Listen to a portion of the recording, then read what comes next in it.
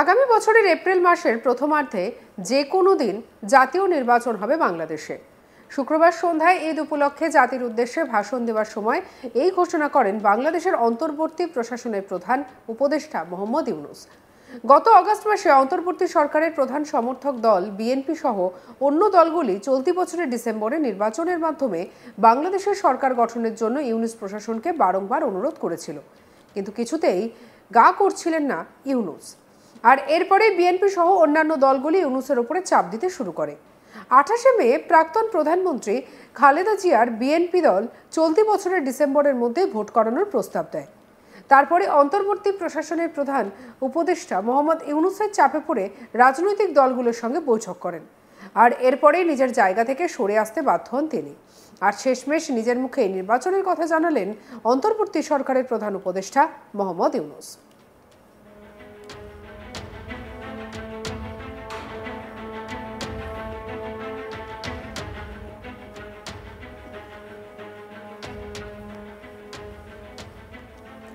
তবে কিভাবে ভোট হবে সেই বিষয়েও জানান তিনি ঠিক কি বলেছেন শুনুন।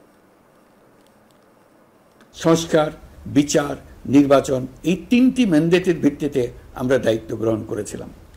সেই বিবেচনায় আগামী রোজার ঈদের মধ্যে সংস্কার ও বিচারের বিষয়ে আমরা একটি গ্রহণযোগ্য জায়গায় পৌঁছতে পারব বলে বিশ্বাস করি। বিশেষ করে মানবতা বিরোধী অপরাধের বিচার, যা কিনা জুলাই গণ অভ্যুত্থানের শহীদদের প্রতি আমাদের সম্মিলিত দায়, সেই বিষয়ে আমরা দৃশ্যমান অগ্রগতি দেখতে পারব।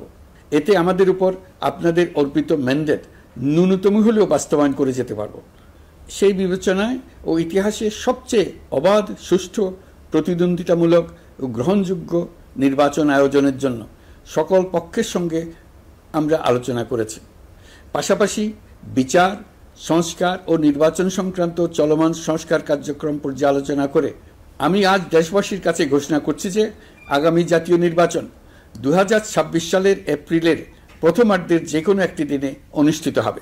এই ঘোষণার ভিত্তিতে নির্বাচন কমিশন উপযুক্ত সময়ে আপনাদের কাছে নির্বাচনের বিস্তারিত রোডম্যাপ প্রদান করবে। আমরা এমন নির্বাচন চাই যা দেখে অভ্যুত্থানের শহীদদের আত্মা তৃপ্তি পাবে, তাদের আত্মা শান্তি পাবে। আমরা চাই আগামী নির্বাচনে সবচেয়ে বেশি ভোটার, সবচেয়ে বেশি প্রার্থী ও দল অংশ নেক। এটা সবচেয়ে অবাধ, সুষ্ঠু ও নিরপেক্ষ নির্বাচন হিসেবে জাতির কাছে স্মরণীয় হয়ে থাকুক। 1.5 যুগ পরে দেশে সত্যিকারের একটি জনপ্রতিনিধিত্বশীল সংসদ গঠিত হবে। শুক্রবার অন্তর্বর্তী সরকারের প্রধান উপদেষ্টা মোহাম্মদ ইউনূস জাতীয় টেলিভিশনে সম্প্রচারিত ভাষণে বলেন, বিচার, সংস্কার এবং নির্বাচন সংক্রান্ত সংস্কার কার্যক্রম পর্যালোচনা করে আমি আজ দেশবাসীর কাছে ঘোষণা করছি যে আগামী জাতীয় নির্বাচন 2026 সালের এপ্রিলের প্রথমার্ধের মধ্যে যে কোনো একটি দিনে অনুষ্ঠিত হবে। এই ঘোষণার ভিত্তিতে নির্বাচন কমিশন উপযুক্ত সময়ে আপনাদের কাছে নির্বাচনের বিস্তারিত রোডম্যাপ প্রদান করবে। অন্তর্বর্তীকালীন সরকার 3টি মূল ম্যান্ডেট নিয়ে দায়িত্ব গ্রহণ করেছে: সংস্কার, ন্যায় বিচার এবং নির্বাচন। আসন্ন নির্বাচন যাতে দেশের ইতিহাসের সবথেকে অবাধ, সুষ্ঠু, প্রতিযোগিতামূলক এবং গ্রহণযোগ্য হয় তা নিশ্চিত করার জন্য সরকার সকল রাজনৈতিক দলের সঙ্গে পরামর্শ করেছে। আমাদের লক্ষ্য ছিল এমন একটি প্রক্রিয়া তৈরি করা যা বিদ্রোহের শহীদদের আত্মাকে সন্তুষ্ট করবে এবং এর অখণ্ডতার জন্য জাতি স্মরণ করবে। কি বলেছেন আর মোহাম্মদ ইউনূস শুনব। সংস্কার, বিচার, নির্বাচন এই তিনটি ম্যান্ডেটের ভিত্তিতে আমরা দায়িত্ব গ্রহণ করেছিলাম।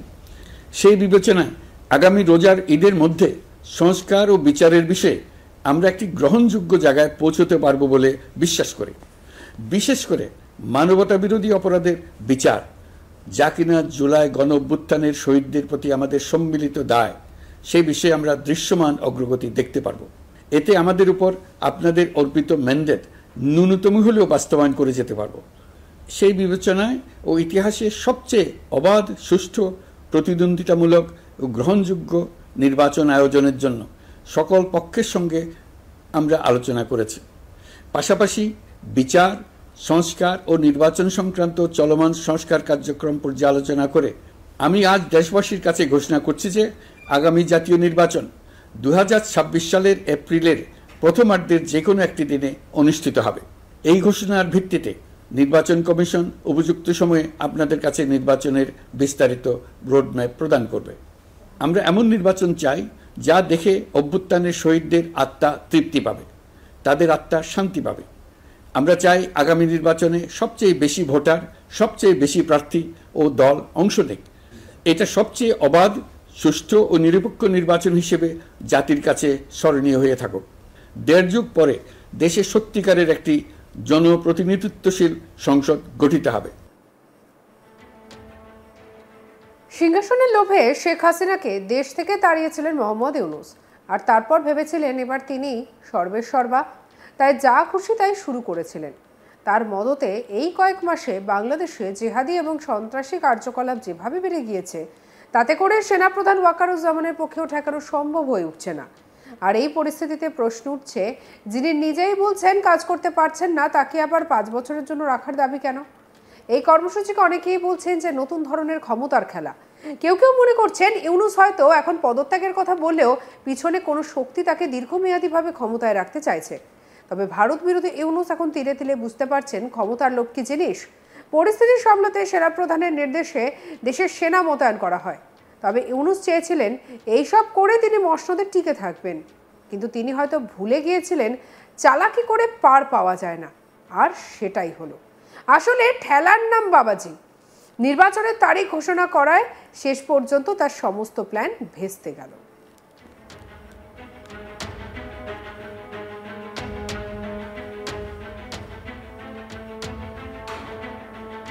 চলুন আরো একবার শুনে নিই কি বলেছেন মোহাম্মদ ইউনূস। সংস্কার, বিচার, নির্বাচন এই 3টি ম্যান্ডেটের ভিত্তিতে আমরা দায়িত্ব গ্রহণ করেছিলাম।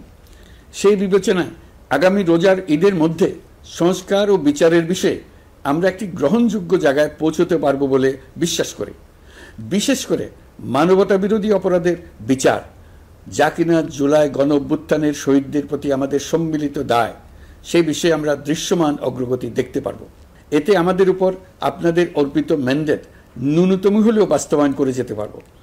সেই বিবেচনায় ও ইতিহাসে সবচেয়ে অবাধ, সুষ্ঠু, প্রতিদ্বন্দ্বিতামূলক ও গ্রহণযোগ্য নির্বাচন আয়োজনের জন্য সকল পক্ষের সঙ্গে আমরা আলোচনা করেছি। পাশাপাশি বিচার, সংস্কার ও নির্বাচন সংক্রান্ত চলমান সংস্কার কার্যক্রম পর্যালোচনা করে আমি আজ দেশবাসীর কাছে ঘোষণা করছি যে আগামী জাতীয় নির্বাচন 2026 সালের এপ্রিলের প্রথমার্ধের যে কোনো একটি দিনে অনুষ্ঠিত হবে।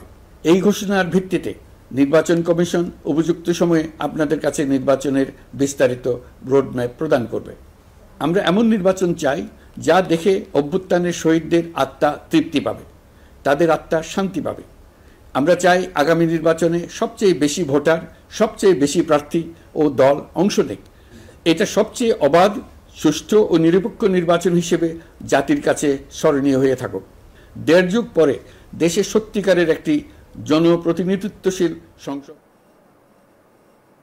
সঙ্গে রাখুন আজ তাক বাংলার ইউটিউব চ্যানেলকে। অন্যান্য খবরের জন্য লাইক, কমেন্ট, শেয়ার, সাবস্ক্রাইব করতে ভুলবেন না।